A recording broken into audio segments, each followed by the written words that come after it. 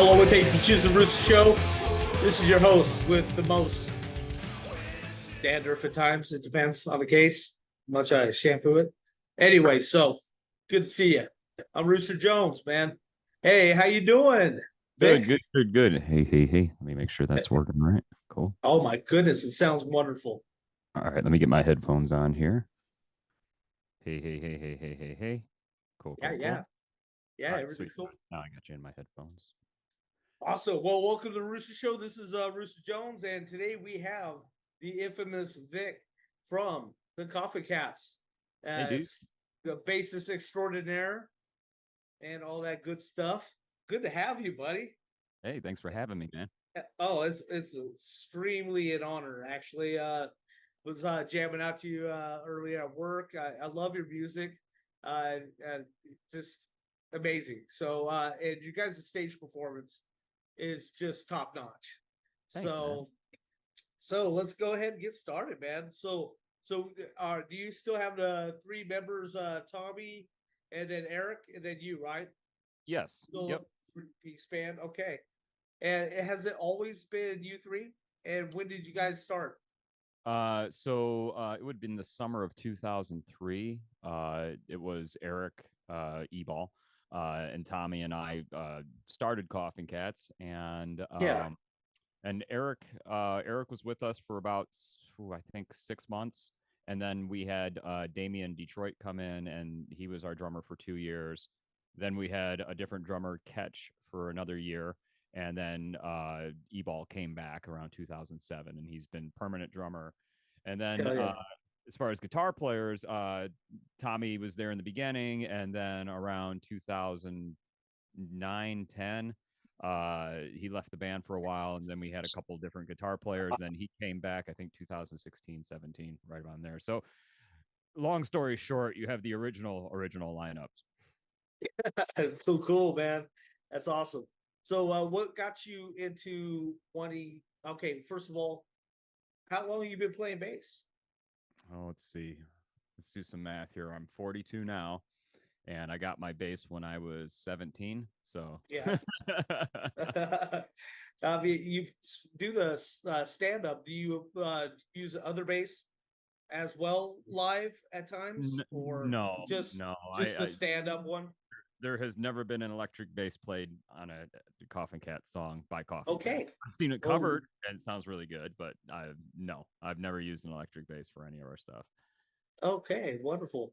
That's awesome. I mean, you got some really good skills with that. I mean, do you like do you so you can't play the you do play a regular bass, Um, not for Coffee Cats, but have I you can do you have I, your own? I can play enough to get by. As far as electric goes, I can play enough guitar to get by, enough electric bass to get by. Yeah. If So you like the fretless, huh? Yeah, I mean, it's just a part of the fretless is a natural part of the upright sound, with it Yeah. being traditional acoustic instrument, and then I do everything possible to make it a non-acoustic instrument. That's great. Did you grow up in a musical family? uh not not so much that I had like other musicians around me all the time or anything like that, but Gotcha. it was just a normal like a music school. My dad could play a little bit of guitar like that, but not like where it was forced on me or anything like that. I kind of just Huh. fell into my own wanting to do music. Wonderful. Where did you grow up at, if you don't mind I me asking? I grew up in Metro Detroit area of Huh. Southeast Michigan, and more specifically, spent a first little part of my life in Belleville, Michigan, and then grew up the rest of the time in Garden City, Michigan. So, Yeah, I'm a Cali boy, man. Until I basically graduated high school. right on. So yeah, and then it was awesome back in the day, man. Hollywood was amazing back in the day. It's such great clubs, and I don't know, a lot of the clubs changed so much now. I mean, I Oh don't know. yeah, It's a lot of hip hop, I guess, out there, yeah. and Uh, it's just overwhelming, I guess. yeah. There. I mean, since I hate falling back on this point, but the post pandemic, the the club layout landscape was far different than what it was going into the pandemic, and Yeah, a lot of cool clubs and a lot of cool all ages clubs didn't make it, and it's a bummer. And you it saw is. a lot of popular bars got bought out by like AEG, Clear Channel, or Live Nation, whatever the hell it is now. But Huh. but yeah, I mean, but fortunately, it was not as bad as everyone thought it was going to be, and we've been steadily touring since then. So, That's bitches. Good for you. I'm happy for you guys. I mean, each album is just brilliantly done, and the thing I like about your sound is the fact that it's okay. Okay. If I say this, it's kind of reminds me of like your voice kind of style reminds me of Michael Graves a little bit. right on. But I mean, but it's your own. But it's your own, and I like your way of doing it. And it's kind of like between a rockabilly and a freaking Misfits. You know that horror, that that that deep darkness, and I was wondering how come you chose to go towards the horror type of style, Well, which initially, is fabulous. I'm not yeah, knocking it. I like it. I mean, So I can tell you directly where that kind of stuff came from. I yeah, mean, Coffin Cat started when I was a teenager, and yeah. in your teens, you have a lot more free time to enjoy all the awesome old movies. And, I was a big fan of science fiction and horror movies and everything like Oh, that. I love them. So the band itself is kind of it's kind of a remnant of who I was back in the day as a teenager, and we all kind of grow Gotcha. up and everything. But I still I still appreciate horror movies and science fiction and whatnot. Though I couldn't name you a horror movie from the last 10, 15 years. But um yeah, and musically, the horror aspect, there's a band called Demented Argo, and Okay. Demented Argo was really what brought in these are some graphic, gruesome lyrics. And I mean, because Yeah. I discovered them when I was like 14, 15 years old. And I discovered it's kind of like when I discovered psychobilly beyond Reverend Horton Heat and Living End. Yeah. Yeah. Um, Yeah. uh, And so that's what you do call yourself psychobilly, right?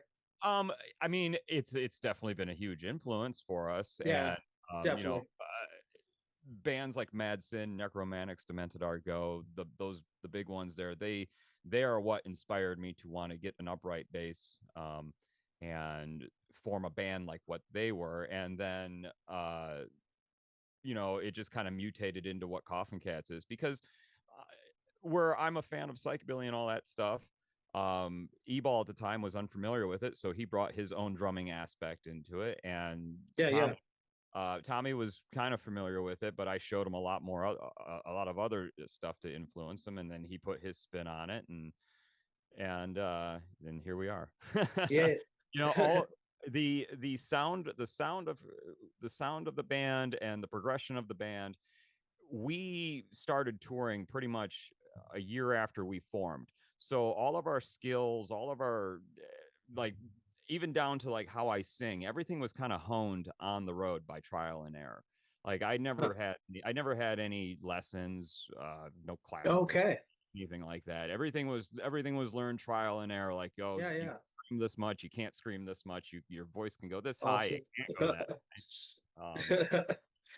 Everything was learned by being thrown right into the fire, and that even with upright playing. So locally at the time, getting the band started, there was only a couple upright players around Detroit area that were playing like a rockabilly or any type of slap style that you could go Yeah. see, and I'd pick their brains a little bit like that. But you don't really the fast slapping and all that stuff. I didn't discover the techniques or how to do that, or the instrument setup, until I hit the road and started really meeting people out west and everything. Yeah. And Oh wow. because the other thing too is, like, we take it for granted that we have YouTube and all these things now, all Yep. these tools that can show us, like, if we, say I pick up I don't know anything about a ukulele, but I can go and look it up and know exactly It's where the chords brilliant. are, and somebody on the computer can show me. At Yep. that time of learning an instrument like the upright bass, I only had forums to go on and stuff like that. I could read about stuff, but not anybody to visually show me, with the exception of a Lee Rocker instructional video. Huh. But the Lee Rocker instructional video to me was much like the Brian Setzer guitar instructional video, where it was cool to watch them basically show off for an hour and a half and do Hell stuff that yeah. was unbelievable. But at the same time, it was like, I'm not learning anything from this. Yeah, that's funny. That's amazing. Yeah, yeah, I'm a self-taught too. It's there's a certain pride also when you're a self-taught musician. You know what I mean? It's I think there is. I love Yeah. to play bass too. I have an Ibanez, but I just have a regular one. But I'm mainly a guitarist now, and but I love writing music. Writing music, I think is a great way of releasing all the crap and the darkness and all the stuff that we go through, you know, in life and tragedies. It's a brilliant way of releasing all that. Because other people relate with us, you know. Yeah. They relate with what we write down, you know, and sing That's about. that's probably the most rewarding thing, is for people to come up and say, hey, this particular song or this particular song means a lot to me, or Hatred. yeah, I mean, I love Hatred, man. That's the one of my lyric, favorite songs, by the way. the I love lyrics it. don't even have to relate. It's just a time and the place. Like there's, Yeah. if I ever met Bad Religion, I'd be saying the same thing of like, oh, this particular song meant a lot to me, or Oh, and I mean, like albums of them. yeah, It's like, I mean, but the other cool thing too is that we've been very fortunate as a band to play and tour with the other bands that we've looked up to, such as Necromantics and Madsen, and we just recently did a tour with the Queers, huh. and that was great because that was another band that I just absolutely loved, and Yeah, yeah. it's cool to hang out with them and do a couple Yeah, weeks. Joe's cool. I'm sure we're gonna have more down the road if everything went really well with that run. But yeah, I mean, I at this point, 21 years down the line, we've been able to cross off a lot of bands off our checklist of like, oh, I can't wait to meet them or play with them. So Yeah, I'm really happy for you. I mean, you guys are working hard, obviously, for this. I mean, you guys are so. I mean, it's like so professional. Your albums are like so. They're deep. You know, it's like beyond just rockabilly. It's like rockabilly on crack cocaine. It's just like so energetic. It's just so it's powerful. You have a very powerful way of coming across, especially with a three-piece band. So hats off to you. Oh, I don't even have a hat uh, on me. But I hats off to you with that. we have. I think the one thing too is that when it comes down to songwriting, we kind of have a quality control in the sense of there's a questions that we ask ourselves. Is it one, how long have we been working on this song? Is it more than 5-10 minutes? Well, this song, we're forcing this song to happen. So let's scrap that or whatever we're doing. Yeah. Also, does this song sound like anything that we've done in the past? Okay, it's too close to this song. Or does it sound like anything anybody else has done? Shit, it's too close to this one. So we try to watch ourselves and make sure that we're not like directly lifting, melodies or harmonies Wow. or other, because that can happen. So like when it's time to go into lyric writing or songwriting mode, I usually don't listen to anything because Yeah. I don't want to be subconsciously influenced by something and then end up ripping off, somebody else on accident. Exactly. Yeah. That's Uh, actually really smart, actually. Yeah. I mean, Okay. but really, our whole thing with the band was always we write music through what we're inspired by and the other bands that we're inspired by, and so that's why I never really stood the ground of we're a psychobilly band, because we're not. I mean we dabble in it, and just like we dabble in punk rock, just like we dabble in rock and roll, we're just kind of floating. We float around all of the subgenres, you know, and which is fine. It's kind of silly when it That's comes good. down. It's silly when it comes down to it, where it's like you have to draw a line in the sand and say this is what style my band is, and now we can only play shows with these kind of bands, which is complete bullshit. We started out that was another cool thing too, was starting out in the Midwest. There really wasn't a lot of other acts like us going on. There was a few, but it was cool because we got to stand out very early on in the Midwest, and then once we hit the road, we got to join up with other bands out on the West Coast. That's where all the Yeah. psych bands were, was the West Coast. There was a little small scene in Chicago too, but yeah, it was cool. My original point being is that a lot of the shows that we did were with different bands, different style of bands, ska Yeah. Yeah. bands, hardcore bands, bands that sounded like Limp Bizkit and Korn because that was still popular at the time. Of I mean, we It's played with true. everybody, but Yeah. getting our one of the big things that influenced me very early on was going to a Reverend Horton Heat show and seeing the mix of people there, and saying, and just you saw everybody from metalheads to skinheads to ska kids to whatever at Reverend Horton Heat shows back in the day. Hell And yeah. that was awesome. And that was something that we aspired to, was let's never have this band be where we're excluding any, somebody, Exactly. Unity, man. yeah, It's what it's supposed to be about, anyways. That's what the show's about. that's Trying to bring and people together, you know. that's another reason too. Lyrically, we always stay away from politics, anything that can be divisive.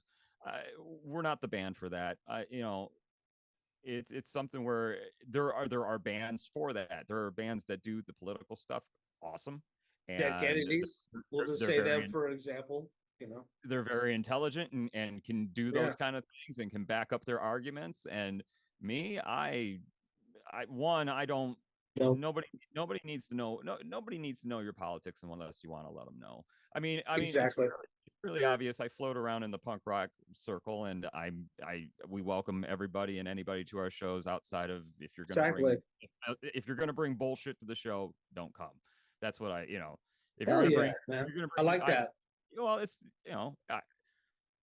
I It I don't like this term, but I have definitely said this term to my bandmates and saying, I appreciate the fact that our shows can be considered a safe space for people of all genres and all things to come to and have a good exactly. time. I And really, appreciate that. when you're at one of our shows and you look out over the audience, you'll see people from all different walks of life. And that was one goal of ours from the very beginning, was just to be accessible. Yeah. I like that. I like that about, especially the government. I hate stuff that involves with government. I mean, because it's always a left side. There's always a right side. Yeah, especially with the punk rocks, the skinhead scene. There's I'm left sharks. There's right sharks. Yeah, and all this. Yeah, I'm strongly anti-government to an extent, and yeah. just nobody needs. But to it's know best to, no one needs to know our business. Yeah, exactly, because we're all different. It's not like we're gonna make a clone of everybody that like, oh, we're gonna all listen to this and believe in this way. Yeah. I mean, it's not like that. We got to learn to accept each other. For our little bit of differences, even if it's a different politician. Who gives a shit? I mean, the world Stupid. is a globe, but we don't live in bubbles, and we don't bicker about bullshit anymore. It's it all. I'll put it this way. You're in a living room. You're everybody's partying after the bar. You're hanging out in a small living room. Everyone's laughing, shooting the shit. And then what happens? Somebody comes up and brings up a political thing, and the whole room goes to shit because maybe somebody disagrees, and then boom, it just kills the mood. It does. And so that's the last thing they want to bring up, is something where it's like, oh, it's a boner killer. I have something to proclaim on stage that I think you should all think like I do. And then what if the one guy out there is like, well, I don't think like that, but I like your music, And so I don't want to create anything like that, That's good. Okay, I got a question on your Party Time Till in the End Times album, 2017. There's a track called, where is it at? Come on, Radiator Chains. Yes. I was wondering if you could explain that song to me. Let's see. What's the it's a badass song, and I just could not understand what it was about. It was, I think, essentially, it's a song about having somebody chained up in your basement. the radio. Okay, I like that. Okay. And I'm I trying to get it. remember. I'm trying to remember the lyrics, but that's the gist of it. Is that Yeah. you have a loved one, or a one-way love, because they obviously don't want you back if you're chaining them to the radiator. But it's a love story, I guess. Yeah, I get it now. That's brilliant. Good job. That's awesome. Hey, I noticed you guys have an amazing website, koffinkats.com. And Yeah, I yeah, actually it's wonderful. You can find a couple videos on there. You can purchase tracks and individual tracks, we albums. it's template based, and I tried to pick the template that was most direct and most like, here's the information. Websites these days, like, I don't think anybody goes to them. I mean, I know people go to them, but they're not like web. Back in the day, the website was always the first stop shop. Like, if I wanted to see, Yep. gee, what's this band when they're coming to town, I'm gonna go to their website. Bop, bop, bop, bop. Oh, there's their tour Yep. date. Now it's like, oh, I didn't see it on Facebook, so I don't know if that's It doesn't exist. like, hey, It's not there on are Facebook. it the, it's that same Oh joke. Is man. the more resources we get, the more connections that we have. I mean, we have the answers in our pocket on little devices these days, but nobody thinks to use them for their intended purposes of answering questions. That's funny. So, just a little question. Do you feel that the internet has helped at the music industry at all? Absolutely. Well, And and so how's that helped you? if you're of the indie label punk rock mind of hey, we're in it for the art, and we're not going to make money off of music per se. Yeah. Yeah, I mean, the internet's been awesome. And but if you're a band that relied upon if you're a band that relied upon record sales back in the day and had that in your contract, well, Yeah. you got screwed around at the turn of the century. But no, I think but me personally, for us, nobody would know who we are if it wasn't for the internet. We would still be probably an underground band, you know, because we'd be touring throughout the US and try to get tours over to Europe. But one of the reasons that we got our first European tour was because people were pirating our music. And I have always been a proponent of, Oh, go ahead, copy it. I don't send it to all your for spread the word. Do whatever you got to do, get it out there. yeah. Because that's how people discovered us in the first place. And to be honest with you, the only reason that we release music is still just to say, hey, we're still writing new stuff, but we don't release new music to make money on it. We release new music to stay relevant. And when it comes to paying our bills, it's all done in t-shirt sales. Huh. That's awesome. So you're since you're the writer, do you prefer writing or playing live? I so about every few years, when it comes time to get a record together, it's it's grueling. I enjoy I enjoy writing new stuff and coming up with it, but man, Okay. when it comes down to it, like finishing songs, finishing lyrics, it's like, oh my god, I It's just hard. I have to force myself to sit down and do it all. No, I mean, I love playing live. All three of us do, and that's why we're still doing it. And Man, your performances on stage are top notch, man. Seriously, I is so you're all over the place. You're so energetic, throwing your freaking bass above your head. well, That. How let heavy me are those, by the way? How I think heavy are those? I think the one so the bass I have on the West Coast, that's my lighter one. I think that one's about 20 pounds. Oh, that's it. Yeah, I mean, they're big hollow instruments. It might be 25 pounds, something like that. But uh no, the thing about having the stage presence, it was very, very, very important to me that we had a stage presence. One, back in the day, we didn't always get good sound guys, so our idea was, well, if you're going to sound terrible, we'd be playing, shitty bars, shitty sound systems with, barely a PA. So it was like, well, if Oh you're man. going to sound crappy, you might as well look cool. But Well, you really, do. the other thing is that and maybe it's happened to you, but it's happened to me a few times where you work your ass off to buy a ticket, of a band you really want to see, and you've spent your week's paycheck on getting this ticket, and you go to the show, and they show up on stage, and they show up like they don't want to be there, and that is like the biggest kick in the dick if you're like, man, I just paid all this money and these guys are up here phoning it in, or Yeah. fighting on stage, or visibly having a bad time, and it's like, well, that sucks. So that was the last thing we ever wanted to do for people that worked hard and bought the ticket and came in. We want you bought a ticket, you deserve a show. Two people, Exactly. 2,000 people, it doesn't matter. Everyone gets a show. You paid for it. That's what we're here for. So That's good, man, because you got to have a certain passion about when you play, I mean, or just don't play. yeah, I mean, I absolutely love writing lyrics. I love writing songs because it lets you get all that out, that's bottled up inside you. In that, and that, like I said before to a brother from gosh, another band, that it's just like a sponge, man. You got to wring it out at times, man. I mean, just you got to let this out. Otherwise it's just eat you up, and other yeah, people relate with you. So that crowd, when they come to see you, they need to hear from you. They need that hope and that strength that they find in your music. You know what I mean?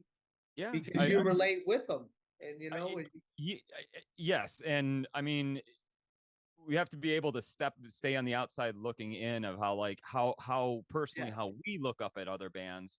It's really weird for us to think like, well, that's how these younger bands are looking at us, or that's how these people. exactly. That's what I'm I'm like, getting at. no, no, Exactly. no, Yeah. no, don't look at us like we're just normal dudes. Like, I have a Yeah. day. We all, like, we're nobody special, but it's a weird feeling at this point, I but yeah, get you. but we just, if we didn't enjoy if we didn't enjoy going out and playing shows, hitting the road, and doing what we do, we would stop, and there's no sign of that in sight. So Awesome. Do you have, besides music, something else that you like to do as a career or on the side, like the side projects? the way we have our life set up, the three of us, is that in the summertime in Michigan is when we work outside. We do irrigation is construction, outdoor construction. Yeah, yeah. I'm a uh, framer. I'm a no, there, framer. there you go. There you go. So in Michigan, your outdoor months, you have it's basically spring into early fall that you can do outdoor work and stuff like what we do. Okay. So we utilize that time to work and get normal paychecks, and we do a couple weekender runs here and there, but spend most of the summer at home these days. And then in the wintertime is when we hit it pretty heavy with the touring. Um, Ah, but personally, yeah, so in the summer we all have our day jobs and everything, and then also I have a small recording studio, and I track bands and stuff like that, and bands send me their mixes. I do audio mixing and whatnot. good for you. That's awesome. Good for you. That's awesome. I noticed you guys are going to be on tour coming up, big tour coming up. Yeah, so Because you guys are passing up Boise. I noticed. Because I would have came and saw you if you were going to be in Boise. so as of right now, Darn it. we have two runs with Reverend Horton Heat coming up, and they're focused mostly in the northeast area of Gotcha. the country.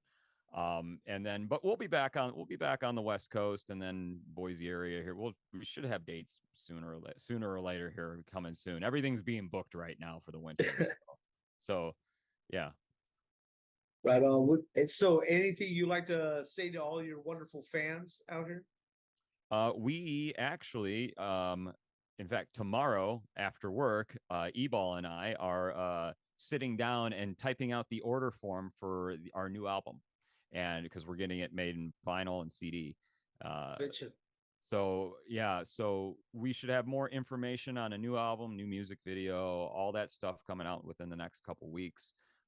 We just didn't want to. We didn't want to announce anything until the record itself was actually being pressed, Okay. because we've done that before in the past. We're like, all right, it's going to come out on this date, CD release party, and then, oh, your shipment's been delayed 5 days. All right, so it's a CD release party without CDs. You know. Oh my Lord, how funny. I'll sign your boob though. Yeah. You know?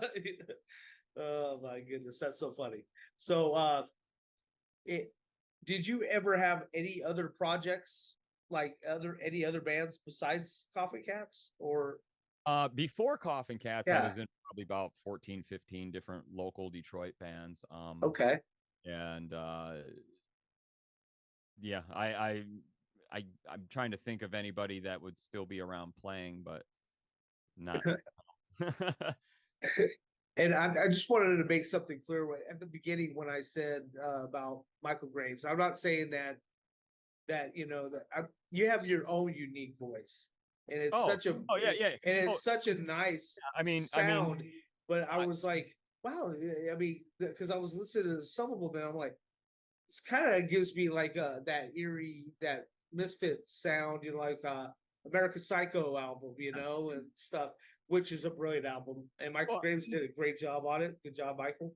And I'm just saying that your voice is really unique. It was like you have that wonderful rockabilly sound, you have that intense punk rock sound, and it's like that where it meets in the middle, it's brilliant and it's unique. I can definitely tell you the album that I used to practice along with when I was trying to even discover if I had a voice, and that was Grave Disorder from The Damned. That when that album came out was right at the time that I was like, uh-oh, I might have to sing in a band, because I never wanted to be Oh God. I never wanted to be a singer. I thought Coffin Cats was going to have a guitar player singer, and Tommy was like, I can't sing. I'm like, shit, I guess I have to.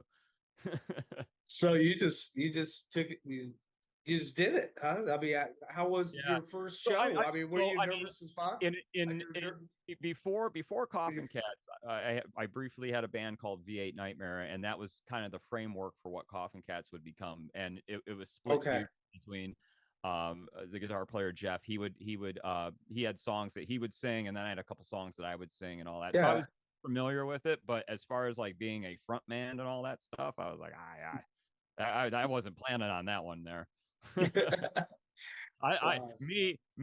If I had my way, I'd be a That's drummer cool. just hanging out in the back, like, I'm just getting it done. You guys pay attention to them up there. But no, because personally, I don't like a lot of attention. I don't. It's funny. I'm the complete opposite of what I am on stage, I guess. That's what I was about ready to say that. I mean, that doesn't seem like you. I mean, It's you go on, and it's there's something inside of me. You flip a switch, yeah. and you just go. And Well, I'm like they say, the show must go on, right? Oh yeah, yeah. Yeah. I mean, I no matter mean, what. But don't get me wrong. We most of the times we're back there before we take the stage. We're back there jumping around, joking with each other, stoked. You know, being like, "Oh, we're gonna do this and do this," and every time we hit the stage again, regardless of what's going to be out in front of us, we do it because we love it, and we'll continue to do it because we love it until we don't love it. that's good. Or until That's we're I wonderful. mean, it's probably going to come down to until one of us is physically unable to. At this point in the band, I wouldn't ever consider replacing anybody. So That's so good, Jim, man. I'm so happy for you guys. You guys are really kicking some ass, and I really can't wait to see what else you have in store. I mean, I've been watching what you have on Coffee Cats on YouTube. Subscribe to it for you, and brilliant stuff. I noticed you have a couple videos on your your website. Great job on those. Just, I'm really proud of what you guys are doing, and I hope you guys continue because thanks, man. you guys take it to another level, and it shows that you have a love for your music, love, passion for the people, and a passion for the scene, for the punk rockers, and for them all, and which is great because we need unity anyways. There's so much division as there is, and Absolutely. we need to be together. You know, we need each other in these I, hard times. a lot of it, I think a lot of it is ignorance. You know, they're back. You know, when we were younger,